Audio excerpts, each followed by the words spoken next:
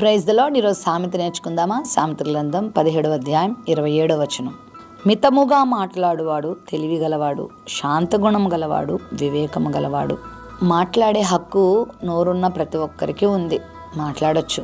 కానీ అధికంగా మాట్లాడడం, మితముగా మాట్లాడడం అనేది మన చేతుల్లోనే ఉంది. మితముగా మాట్లాడుట తెలివైన వారు అని చెప్పడానికి ఒక సూచన అంట. అంటే మాట్లాడవలసిన సందర్భంలో మాట్లాడాలి, అనువుగాని చోట మనము మితముగా ఉండాలి. కొంతమంది నోరు తెరిచారంటే వాళ్ళకి ఇంకా ఆపడం తెలియదు, మాట్లాడుతూనే ఉంటారు. ఏం మాట్లాడుతున్నారో వాళ్ళకి అర్థం కాని మాటలు మాట్లాడిస్తూ ఉంటారు. మాటల్ని ఆచితూచి మాట్లాడాలి, తక్కువగా మాట్లాడాలి, ఎక్కువగా వినాలి.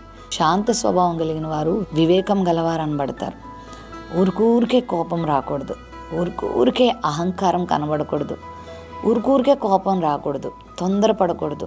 శాంత స్వభావం కలిగి ఉండాలి, ప్రేమ కలిగిన స్వభావం కలిగి ఉండాలి, దీనత్వం కలిగి ఉండాలి, సహనం కలిగి ఉండాలి, మేలు చేసే స్వభావం కలిగి ఉండాలి. ఎవరైనా నీ దగ్గర మేలు కోరితే తప్పకుండా నువ్వు సాధ్యమైనంత వరకు మేలు ప్రయత్నం చేయాలి. ఓర్పు కలిగి జీవించడానికి ప్రయత్నం చేయాలి. శాంత స్వభావిగా మనం ఉన్నప్పుడు వివేకుల గుంపులోకి మనం చేరతాం.